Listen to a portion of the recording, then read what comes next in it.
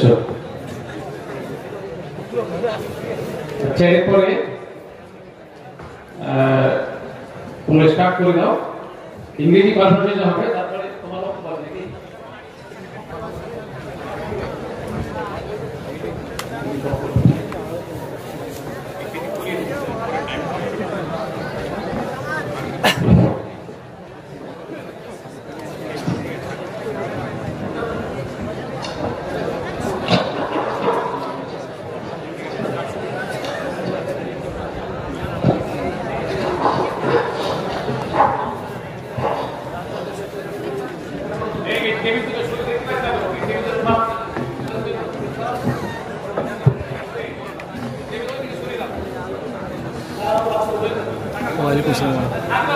আপনাকে ডাকতে পারবেন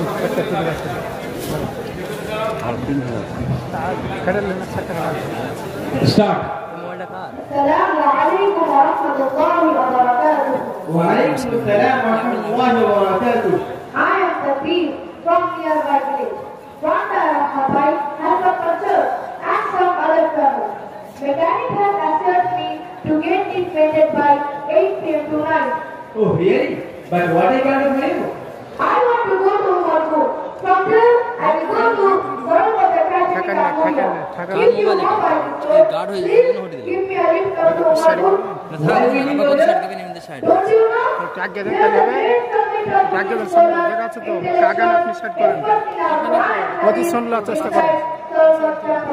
Who are you in the Sabi? Actually, I don't know but I'm sure there will be a lot of time to hold and deliver discussion regarding shift and the dance. Very good news indeed. I must join you. This type of summit should be held every year. Our community deserves it. Many of us today don't know how to keep our environment intact, avoiding different jamming things and incidents happening around us. Oh, Vidhan is also very important in this regard. Unknowingly, we cultivate so many practices in the name of religion. Those practices may be Vidhan, which may cause to lose our iman. As our Prophet Muhammad sallallahu alaihi wasallam said in Sahih Bukhari, and Aisha radhiyallahu anha qala, qala Rasulullah sallallahu alaihi wasallam, man ahdatha fi amrina hadha ma laysa minhu fahuwa rad.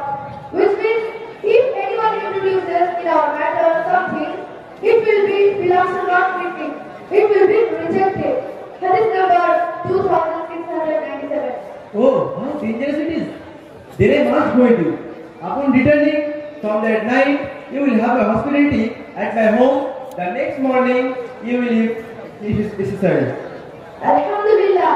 Okay, no problem. So let's go. More on the way.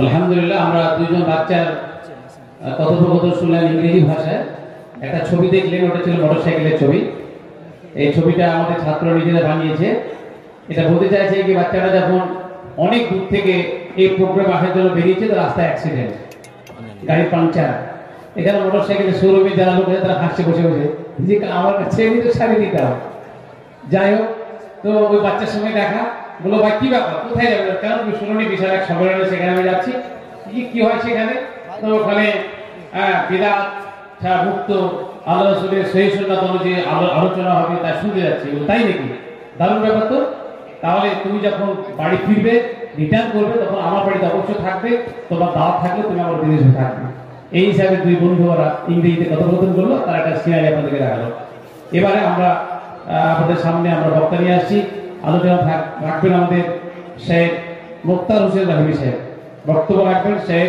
মুক্তার হোসেন রাহিমি সাহেব আলোচ্য বিষয় হচ্ছে প্রচারিত ঠিক আছে উনি আলোচনা রাখছেন উনি হচ্ছেন আমাদের পশ্চিমবঙ্গ জমিয়তে আহলে হাদিসের সহসভাপতি বা আমাদের প্রধান কাজী উনি বক্তব্য রাখছেন দাঁড়িয়ে পড়বে তাই তো 40 মিনিট দাদা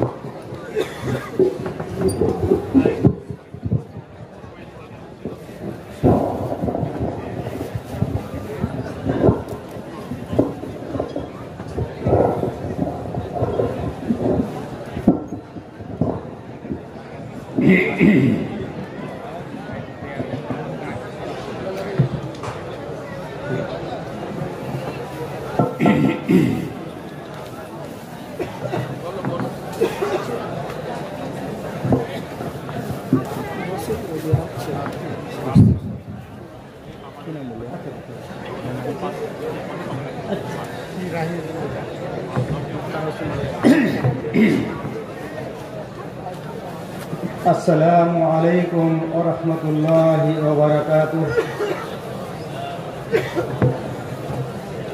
إن الحمد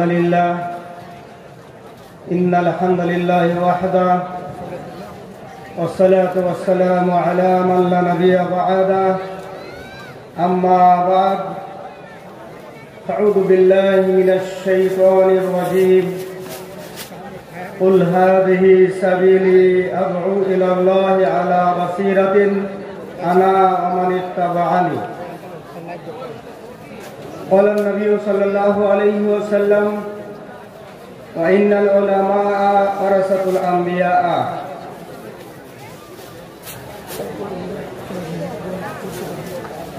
আজকে এই মহতী সম্মেলনের শ্রদ্ধেয় সভাপতি মহাশয়, মঞ্চে উপবিষ্ট ওলামা ইকরাম, সম্মানিত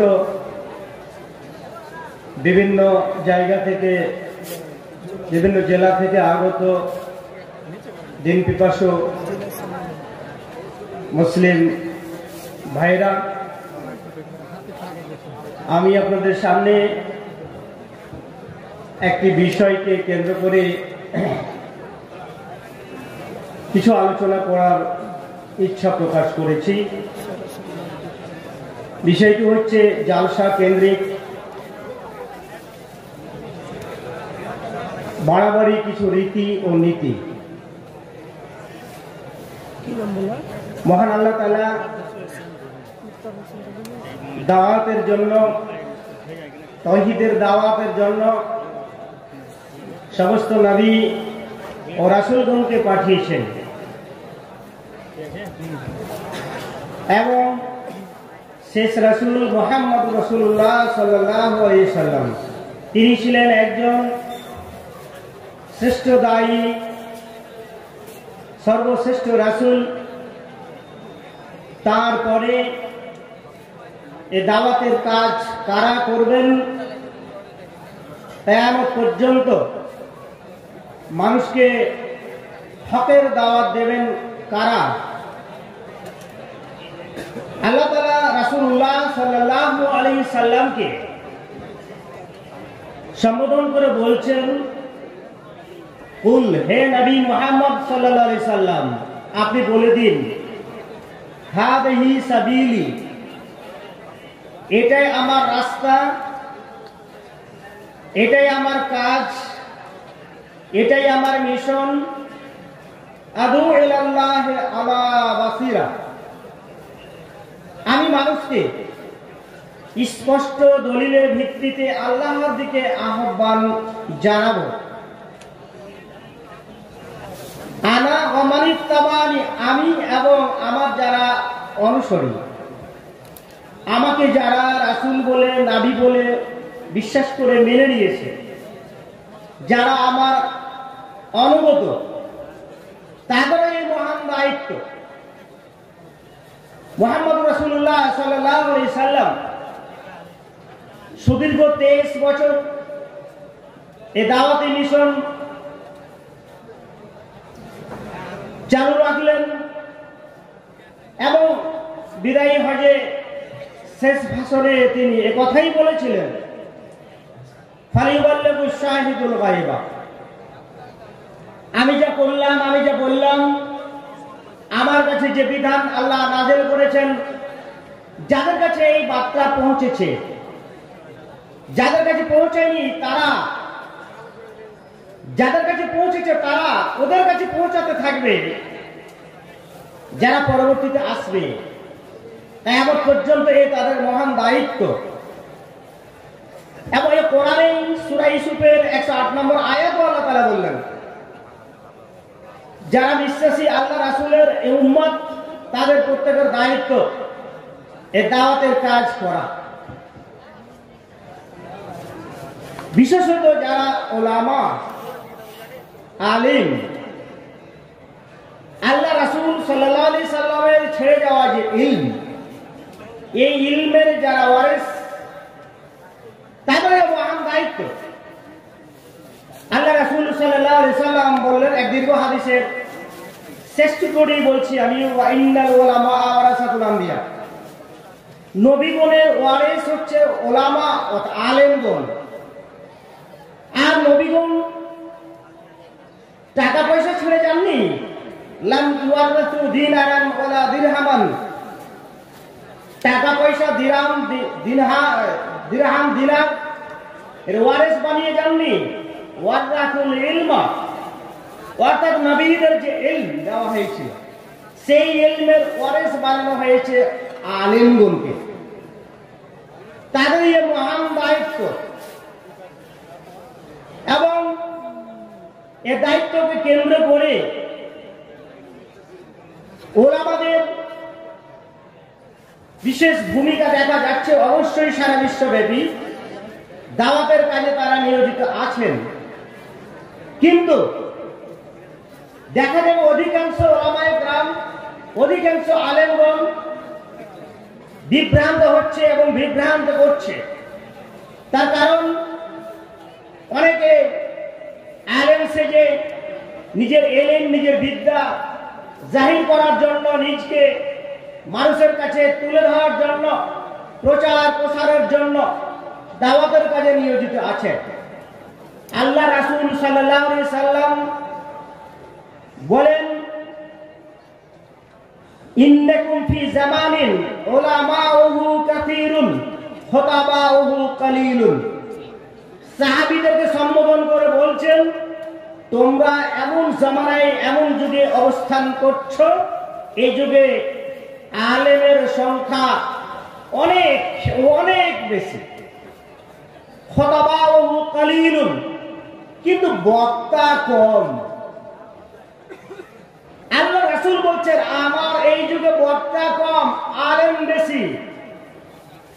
তারপরে আরেকটি অংশে তিনি বলছেন, শুনে রাখো, ওয়াসায়াতি আলান নাস জামানুন, অদূর ভবিষ্যতে এমন এক যুগ আসবে, ইয়াকিল উলামাউহু, আলেমের সংখ্যা কমে যাবে, ওয়া ইয়াকতুরু খুতাবাউহু, বক্তার সংখ্যা বৃদ্ধি পাবে।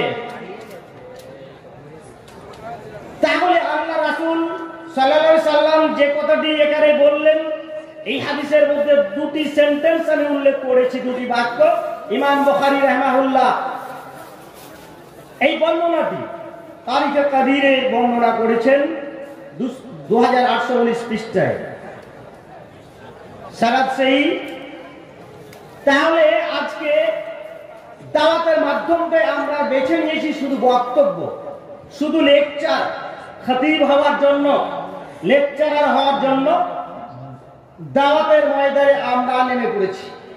আজকে লেকচারার বেশি, বক্তব্য দেওয়ালাই বেশি, আলেমের সংখ্যা কম। এ কথাই আল্লাহ রাসূল সাল্লাল্লাহু আলাইহি সাল্লাম বলে গেছেন। কিন্তু আমরা বাহ্যিক দেখছি আলেমের সংখ্যা বৃদ্ধি পেয়েছে, আলেমের সংখ্যা বৃদ্ধি পেয়েছে, বক্তা হলেই যেন তারা আলেম। আমরা দেখেছি জালসা আজকে 40 থেকে 45 বছর আগে, আমার বয়স 60 বছর হতে যাচ্ছে বা হয়ে গেল, 40-45 বছর আগে দেখেছি বাৎসরিক যেখানে মাদ্রাসা আছে এক একটা করে জালসা হতো, আর তাবলিগি জালসা খুব হাতে গোনা দুই একটা হতো। এত মিডিয়া, এত প্রচার, এত সভা, এত দাওয়াতি সেন্টার, এত কনভেনশন, এত বড় সম্মেলন এরকম ছিল না। কিন্তু এখন ঘরে ঘরে দাওয়াতের সেন্টার, ঘরে ঘরে দাওয়াতি মিশন, বিভিন্ন জায়গায় দিনের প্রচার প্রসার চলছে। আবার কিন্তু জালসার সংখ্যা ব্যাপক হারে বৃদ্ধি পেয়েছে। জালসার উদ্দেশ্য যদি দ্বীনি দাওয়াত মানুষের কাছে পৌঁছে দেওয়া হয়, তাহলে জালসাকে কেন্দ্র করে যে জঘন্য রীতিনীতি প্রকাশ পেয়েছে, সেটা থেকে যদি আমরা সাবধানতা অবলম্বন না করি, অদূর ভবিষ্যতে আমাদের পরিণাম কিন্তু ভয়াবহ হবে এবং সেই দিকে আমরা এগিয়ে যাচ্ছি। নাম্বার 1, জালসা বা আলোচক হিসাবে যাদেরকে নিয়োগ করা হয় তাদেরকে এলেমের ভিত্তিতে নিয়োগ করা হয় না, তাদেরকে নিয়োগ করা হয় বক্তা হিসাবে। তারা বক্তব্য কিভাবে দিতে পারবে, তারা কিভাবে বেশি মানুষকে প্রভাবিত করতে পারবে, তার দিকে মানুষকে আকৃষ্ট করে দান খায়রাত তুলতে পারবে, সে সমস্ত বক্তাদেরকে দাওয়াতের মাঠে, জালসার মাঠে তাদেরকে আহ্বান জানানো হয়। দেখুন, যে বেশি কন্ট্যাক্ট করতে পারবে যে বক্তা, তাকেই ডাকা হয় জালসায়, তাকেই দাওয়াত দেওয়া হয়। কন্ট্রাক্ট বক্তা, অগ্রিম বুকিং 40,000, 50,000, 60,000, 70,000, 80,000, 90,000 পর্যন্ত বক্তারা অগ্রিম কন্ট্রাক্ট টাকা পয়সা নিয়ে থাকেন ব্যাংকের মাধ্যমে। এটা কি? আর তাদেরই আবার প্রোগ্রাম, তাদের ডেট আবার ফাঁকা থাকে না। আল্লাহ তাআলা বললেন রাসূলুল্লাহ সাল্লাল্লাহু আলাইহি ওয়াসাল্লামকে, শুধু তাই নয়, সমস্ত নবীদের কথাই ছিল, ইন আজরিয়া ইল্লা আলাল্লাহ, সূরা আস-সাবা 47 নম্বর আয়াত। আমাদের প্রতিদান, দাওয়াতের প্রতিদান তো আমরা আল্লাহর কাছেই পাবো। এটাই তো টার্গেট থাকা চাই, এটাই তো লক্ষ্য হওয়া উচিত। ওয়ামা আসআলুকুম আলাইহি মিন আজরিন ইন আজরিয়া ইল্লা আলা রাব্বিল আলামিন, সূরা আশ-শুআরা সূরা নম্বর 26, 127, 145, 146, 180 নম্বর আয়াত। তাহলে কন্ট্যাক্ট করে, বুকিং করে বক্তাদেরকে আনা হচ্ছে, এটা চরমতম অন্যায়। এটা পরিহার অবশ্যই করতে হবে। যারা যে সমস্ত বক্তারা বা যারা টাকা দেন এবং যারা নেন, তারা যে দলিল নিয়ে থাকেন, সহিহ বুখারীর 5737 নম্বর হাদিস, হাদিসটি ভালো করে দেখবেন, সেটা ঝাড়ফুঁকের বিষয়ে ছিল। দাওয়াত পৌঁছে দিয়ে টাকা দিতে হবে, কন্ট্যাক্ট করতে হবে, এই হাদিস থেকে দলিল নেওয়া যাবে না। উদ্দেশ্য যদি হয় অর্থ উপার্জন করা, তাহলে সে সমস্ত বক্তাদের শুনে রাখুন। যে সমস্ত বক্তারা কন্ট্যাক্ট করছেন এবং যারা নিয়ে আসছেন, তারাও শুনে রাখুন। রাসূলুল্লাহ সাল্লাল্লাহু আলাইহি সাল্লাম বলেন, মান তাআল্লামা ইলমান মিম্মা ইউতাকা বিহি ওয়াজহুল্লাহ লা ইয়াতাআল্লামুহু ইল্লা লিয়ুসিবা বিহি আরজাদ দুনিয়া লাম ইয়াজিদ আরফাল জান্নাহ ইয়াউমাল কিয়ামা, রাওয়াহু আবু দাউদ। যে ব্যক্তি যে ইলমের দ্বারা আল্লাহর রেজামন্দি উদ্দেশ্য, আল্লাহর সন্তুষ্ট উদ্দেশ্য, যদি সেই ইলমের দ্বারাই পার্থিব দুনিয়ার কিছু সম্পদ পাওয়া চাওয়া হয়, তাহলে জান্নাতের সুগন্ধিও সেই পাবে না। হাদিস আবু দাউদ 3664। আর আল্লাহ রাসূল সাল্লাল্লাহু আলাইহি সাল্লাম বলেন, ইন্নাল্লাহা লা ইয়াকবালু মিনাল আমালি ইল্লা মা কানা লাহু খালিসান উবতুগিয়া বিহি ওয়াজহুহু, রাওয়াহুন নাসাই। আল্লাহ তো ওই আমল কবুল করেন না, একমাত্র ওই আমল কবুল করেন যেটা আল্লাহর উদ্দেশ্যই হবে, আল্লাহর জন্যই খালেস হবে। আল্লাহর জন্য খালেস কোনটা? উবতুগিয়া বিহি ওয়াজহুহু, যে আমলের দ্বারাই, যে কাজের দ্বারাই একমাত্র আল্লাহর সন্তুষ্টি কামনা। সুনানুন নাসাই 3140 নম্বর হাদিস। আমলহীন বক্তাকে আমাদের ডাকা হয়, শ্রোতাও দিন দিন আমলহীন হচ্ছে। এত জালসা, এত প্রোগ্রাম, এত সম্মেলন, এত কনফারেন্স হয়েও, এত দাওয়াতি সেন্টার খুলেও মানুষ আজকে বিভ্রান্ত কেন? মানুষ পথভ্রষ্ট হচ্ছে কেন? মানুষ কেন সঠিক পথে আসছে না? কারণ একটি, যে আমল বক্তারাই আমল করছেন না, এবং যারা শুনছেন শ্রোতা শুধু চমক দমক দেখার জন্য আসেন, তারা আমল করছেন না। শুনে রাখুন বক্তা ও শ্রোতা, যারা আমলবিহীন যে বক্তব্য দেন আর যারা বক্তব্য শুনে আমল করেন না, একটি সহিহ বুখারীর 3267 নম্বর হাদিসের একটি টুকরো বলি। কিয়ামতের দিন এক ব্যক্তিকে জাহান্নামে ফেলা হবে।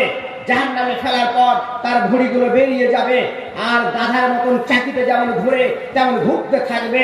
আর এই জাহান্নামী এসে তার কাছে একত্রিত হয়ে বলবে, এই ফলা মা শানুক, এই আলেম, এই ব্যক্তি, কি ব্যাপার, তোমার কি হয়েছে? আলাইসা কুনতা তা'মুরুনা বিল মারুফ, তুমি কি আমাদের ভালো কাজের আদেশ করতে না? তুমি কি বক্তব্য দিতে না? তোমাদের সম্মেলনের মাঠে দেখেছি লেকচারার হিসাবে, তোমাকে দেখেছি জালসা মাদ্রাসার মাঠে বক্তা হিসাবে তুমি তো লক্ষ টাকা, 50,000 টাকা, 40,000 টাকা করে নিয়েছিলে হ্যাঁ আনিল মুনকার, খারাপ খারাপ কাজ থেকে তুমি নিষেধ করতে। কি ব্যাপার, আজকে তোমার এই অবস্থা কেন? তখন সে বলবে, সে বক্তা, সে আলেম, সে বলবে হ্যাঁ তুমি তো আমরুকুম বিল মারুফ, আমি তো ভালো কাজের আদেশ করতাম, ওয়ালা আতিহি আমি যে করতাম না, আমি যে খারাপ কাজ থেকে নিষেধ করতাম, কিন্তু আমি যে নিজেই করতাম খারাপ কাজ, আমি সেই কাজেই মগ্ন থাকতাম। তাই আজকে শ্রোতাদের ঈমান বৃদ্ধি হচ্ছে না, আমলে তারা এগিয়ে আসছে না। আমলবিহীন বক্তা অধিকাংশই দেখা যায়, ইল্লা মাশাআল্লাহ অনেকেই ভালো আছেন আলহামদুলিল্লাহ, কিন্তু অধিকাংশই তাদের দেখবেন তাদের নামাজের ঠিক নাই, তাদের কাপড় চোপড়ের ঠিক নাই, তাদের পরিবারের ঠিক নাই, তাদের খাওয়ার ঠিক নাই, তাদের ইনকাম সোর্সের ঠিক নাই। আবার দেখা যায় অনেক জায়গায় প্রধান বক্তাকে দেওয়া হয় কখন? গভীর রাতে। প্রধান বক্তা সব ওই মাঠে থাকে, বাজারে থাকে, আর প্রধান বক্তার জন্য সবাই অপেক্ষা করে যখন উঠবে একটু ঠেলা ঠাসা দিয়ে ভিড় করে তারা মঞ্চের দিকে এগিয়ে যায়, আবার দূরে দূরে দাঁড়িয়ে থাকে।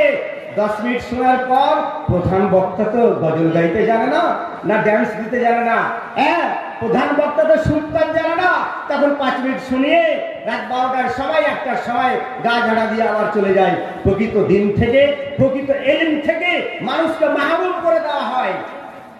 মঞ্চে আহ্বান জানানো হয় ওয়াজ্ঞ বক্তাকে, যারা গান গজল ছড়ায়, গায়ে গায়কের মতন পরিবেশন করে সময় নষ্ট করে আর মানুষকে আকৃষ্ট করে, মানুষকে হাসায়। বেশিরভাগ হাসাবার উদ্দেশ্য, কতটি ডেট আবার খিলাফ হবে ডায়েরিতে, সেদিকেই তার টার্গেট থাকে। রাসূলুল্লাহ সাল্লাল্লাহু আলাইহি সাল্লাম বলেন, সুনানুত তিরমিজির 2315 নম্বর হাদিস, ওয়াইলুন লিল্লাযী ইউহাদ্দিসু বিল হাদিস লিইউযহিকা বিহিল কওমা ফায়াকদিবু ওয়াইলুন লাহু। ওই বক্তার জন্য দুর্ভোগ, ওই বক্তার জন্য দুর্ভোগ, ওই বক্তার জন্য দুর্ভোগ যে কথা বলে, বর্ণনা করে, মানুষকে হাসাবার জন্য মিথ্যা বর্ণনা করে, বানিয়ে বানিয়ে কথা বলে, তার জন্য দুর্ভোগ, তার জন্য দুর্ভোগ। সে ক্ষতিগ্রস্ত, সে ধ্বংস হবে। হাসি রহস্য করেও মিথ্যা কথা বলা যায় না। হাদিসটি আবু দাউদের 4800 নম্বর হাদিস। রাসূলুল্লাহ সাল্লাল্লাহু আলাইহি সাল্লাম বলেন, জান্নাতের মধ্যে একটা ঘর তার জন্যই হবে লিমান তারাকাল কিযবা মাযহান। হাসি রহস্য করেও যারা মিথ্যা কথা বলে না তাদের জন্য। অনেককে দেখা যায় মঞ্চে উঠে মাদ্রাসার জালসাতে আদায় শুরু করে ছন্দ মিলিয়ে। আমি বলতে পারি না, আমাদের নাজমা আলম সানাবলী ভাই একটা ছন্দ বলছেন, শুনেছিলাম আমি ফেসবুক লাইভে। এই ছন্দ মিলিয়ে আদায় করে, আমরা দেখি স্টেজে দেখি অনেকে আদায় করছে, আর সদর মোদারেস বসে আছে। তিনি সহিহ বুখারী পড়ান, সহিহ বুখারী হাদিস নম্বর 6337, সহিহ বুখারীর 80-20 অধ্যায়ে বাবু মা ইউকরাহু মিনাস সাজে ফি দোয়া, দোয়ার মধ্যে ছন্দ লাগিয়ে দোয়া করা নিষিদ্ধ। হাদিসটি সহিহ মুসলিমে এসেছে 1681 নম্বর হাদিস। তবু পরিবেশন করা হয়, আর চুপচাপ সদর মুদাররিস সাহেবরা স্টেজে বসে থাকেন। হাদিসের জ্ঞান নেই, আবার যদি ফতোয়া আসে তার কাছে, স্লিপ আসে, বলছে সুবহানাল্লাহ, ঝট ঝট ঝট ঝট ঝট ঝট করে উত্তর দিতে আরম্ভ করে দেয়। এত মানে আল্লাহ ইলম দিয়েছেন, সুবহানাল্লাহ, কাগজ আসছে ফাটাফাট ফাটাফাট উত্তর দিয়ে যাচ্ছেন। শেখ আব্দুর রাজ্জাক বিন ইউসুফের মতো মনে হচ্ছে ইলমের দরিয়া। নাউজুবিল্লাহ। হাদিসের জ্ঞান নেই আর ফতোয়া দিতে এক্সপার্ট। শুনে রাখুন, যায়েদ বিন হুদায়র রাদিয়াল্লাহু তাআলা আনহু তিনি বলছেন, হযরত উমর রাদিয়াল্লাহু তাআলা আনহু আমাকে বলেন, হাল তারিফ, তুমি কি জানো, হে যায়েদ শোনো, তুমি কি জানো মা ইয়াহদুল ইসলাম, ইসলামকে ভেঙে চূর্ণ বিচূর্ণ করে দেবে কিসে? কুলতুল্লাহ, আমি বললাম যে না, আমি তো জানি না। কালা ইয়াহদুহু জাল্লাতুল আলামে, আলেমের পদস্খলনের কারণে, আলেমের ভুলের কারণে, আলেমের অন্যায়ের কারণে ইসলাম ছিন্ন ভিন্ন হয়ে যাবে। ওয়াজিদালুল মুনাফিক, যারা মুনাফিক তারা দিল কিতাব কোরআন নিয়ে, কিতাব নিয়ে তারা ঝগড়া করবে। অর্থ জানে না, তাফসির জানে না, তাফসির শুরু করবে, বর্ণনা শুরু করবে। হুকমুল আইম্মাতুল মুদাল্লিন, পথভ্রষ্ট ইমাম আইম্মা যারা, এরা দেশকে শাসন করবে, এরা বিচার করবে। সুনানুদ দারিমি 220 নম্বর হাদিস। আর শুনে রাখুন, যাকে ফতোয়া দেওয়া হবে, মানুষকে বেগারে ইলমিন, তার ইলম নাই, আর ফতোয়া দিল, ভুল ফতোয়া দিল, ভুল আমল করার কারণে যে পাপ হবে, যে ব্যক্তি ফতোয়া দিয়েছে তার উপরে সমস্ত পাপ বর্তাবে। ওমান আশারা আল আখিহি বিআমরিন, কোন ব্যক্তিকে সাজেশন দিল, মানে এগুলো পরামর্শ দিল, ভালো আছে এটাতে, বলল এটা করো, ইন আন্না রুশদা ফি গায়রিহি ফাকাদ খানাহু, সে বিশ্বাসঘাতক, সে বিশ্বাসঘাতকতা করলো। সুনান আবু দাউদ 3657 নম্বর হাদিস। আজকে আমন্ত্রণ জানানো হচ্ছে বেদাতি বক্তা, যারা বেদাত করে কিন্তু আদায় করতে হবে, লোক জমাতে হবে। ভালো করে শুনে রাখুন, মুহাম্মদ ইবনে সিরিন তিনি বলেন, সেই মুসলিমের প্রথম খণ্ড মুকদ্দমা 11 পৃষ্ঠায় দেখুন, তিনি বলছেন ইলম কার কাছে নেওয়া হবে, ইলম কার কাছে নেবেন, লেকচার কার কাছে কার শুনবেন। ইন্না হাযাল ইলম দীনুন, এটা সহজ ব্যাপার নয়। এই ইলম শরীয়তের ইলমটা দিন। ফানজুরু আম্মান তাখুদুনা দীনাকুম, তোমরা দেখো দিন কার কাছে গ্রহণ করবে। যখন ফিতনার যুগ এসেছিল তখন বলা হতো কার কাছ থেকে বর্ণনা করছো তোমরা, নাম উল্লেখ করো, ওই লোকটি কে, কেমন। ফায়ুনজারু ইলা আহলিস সুন্নাহ, সুন্নাহর যার জ্ঞান আছে, আহলে সুন্নাহ যারা, তাদের কাছ থেকে ফায়ুখাদু হাদিসুহু, তাদের হাদিস নেওয়া হতো। এবং ফায়ুনজারু ইলা আহলিল বিদআহ, যারা বেদাত করে তাদের দেখে ফায়ুখাদু হাদিসুহু, তাদের হাদিস গ্রহণ করা হতো না। আর আপনি বেদাতিকে ডাকছেন মঞ্চে। রাসূলুল্লাহ সাল্লাল্লাহু আলাইহি সাল্লাম বলেন, সেই মুসলিমের 1978 নম্বর হাদিস, লা'নাল্লাহু মান আওয়া মুহদাসান, তার কি মর্যাদা, সুবহানাল্লাহ। সেই বক্তা, তাকে অগ্রিম 50,000 টাকা তার ব্যাংকে পাঠিয়ে দেওয়া হয়েছে, মোবাইলের মাধ্যমে পে করে দেওয়া হয়েছে। আর সেই বক্তাকে আমরা স্টেজে নিয়ে আসছি। ভালো করে শুনে রাখুন, এই সমস্ত বক্তারা ভুলভাল বক্তব্য পরিবেশন করে, বিভ্রান্ত করে, আপনার অগোচরে আপনি পথভ্রষ্ট হয়ে যাচ্ছেন। সে যেন সবই জানে, তার যেন অজানা কিছু নেই। আব্দুল্লাহ বিন আব্বাস রাদিয়াল্লাহু তাআলা আনহু বলেন, মান আলিমা শাইয়ান ফালিয়াকুল, যে কিছু জানে, তার জানা আছে, সে বিষয়ে গভীর জ্ঞান আছে, সে যেন ফালিয়াকুল, সে যেন বলে। ওয়া মান লাম ইয়ালাম, আর যে জানে না, ফালিয়াকুল আল্লাহু আ'লাম, আমি জানি না, আল্লাহ বেশি জানেন। ফাইন্না মিনাল ইলমি, এই বলাটা হচ্ছে জ্ঞানের নিদর্শন। কিন্তু আমরা বলতে জানি না। স্টেজে কোনো বক্তাকে দেখা গেল না যে আমি জানি না, এটা আমি বলতে পারবো না। আর সব ফতোয়া স্টেজে দিতে হবে, এত স্লিপ আসবে কেন? যে বিষয়ে যে বক্তব্য রাখবে সে বিষয়ে তাকে জানা যেতে পারে। সে বিষয়ে জানতে না পারলে এজ এ স্টুডেন্ট হিসাবে আপনি এসেছেন শিক্ষার জন্য, একজন ছাত্র হিসাবে, একজন তালেবুল ইলম হিসাবে আপনি প্রশ্ন করতেই পারেন সে বিষয়ে। অন্য বিষয়ে প্রশ্ন যখন করেন আবল তাবল ফতোয়া দিয়ে গেল, আর সে বলল না আল্লাহ আ'লাম। ফাইন্না মিনাল ইলমি ইয়াকুলা লিমা লা ইয়ালাম আল্লাহু আ'লাম, এটা বলাটাই হচ্ছে ইলমের পরিচয়, আলেমের পরিচয়। সহিহ বুখারী 4809 নম্বর হাদিস, কিতাবুত তাফসিরে হাদিসটি এসেছে। তারপরে তিনি বলছেন, আব্দুল্লাহ বিন আব্বাস, আল্লাহ রাসূল সাল্লাল্লাহু আলাইহি ওয়াসাল্লাম নিজের নবীকে বলেন, কুল লা আসআলুকুম মিন আজরিন, আমি দাওয়াতের জন্য কিছু বদলা তোমাদের কাছে চাই না।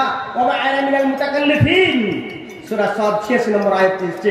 এর ব্যাখ্যায় যে আমি বানোয়াটকারী নই, বানিয়ে বানিয়ে কথা বলবো, যেটা হাদিস কোরআনে নেই, যেটা রাসূল বলেননি, যেটা আল্লাহ বলেননি, সে কথা আমি বলবো না, এটা আমি বলতে পারি না। যারা সারা রাত ধরে রাত 12টার পর পর্যন্ত জলসা করেন, শুনে এখন কেন আপনারা রাত 11টার পরে জলসা করবেন? সহিহ বুখারী 5199, রাসূলুল্লাহ সাল্লাল্লাহু আলাইহি ওয়াসাল্লাম বলেন ওয়া ইন্না লিআইনাকা আলাইকা হাক্কুন, তোমার চোখে তো হক আছে, ফজরের তো সালাত আছে। আপনি যদি 1টা পর্যন্ত জাগেন, রাত 1টা পর্যন্ত জাগবেন, আর আপনি যদি রাতের সালাত আদায় করেন, আপনি একজন আলেম হন, আপনার উচিত অবশ্যই উচিত রাতে কিছু সালাত আদায় করা। আপনি পড়বেন কখন? পড়ে ঘুমাবেন, ফজরের জামাত ধরবেন কখন? ফজরের সালাত আপনার ছুটবে, জামাত ছুটবে, ফজরের সুন্নাত আপনার ছুটবে, আগে আদায় করতে পারবেন না। রাসূলুল্লাহ সাল্লাল্লাহু আলাইহি ওয়াসাল্লামের যুগে ফজরের সুন্নাত ফরজ নামাজের পরে, ফজরের ফরজ নামাজের পরে খুব নেহাতি, খুব কম তারা আদায় করতেন, আগে আদায় করতেন। একদিনই একটি হাদিস এসেছে, আল্লাহ রাসূল সাল্লাল্লাহু আলাইহি ওয়াসাল্লাম দেখছেন এক সাহাবীকে ফরজ সালাতের পরে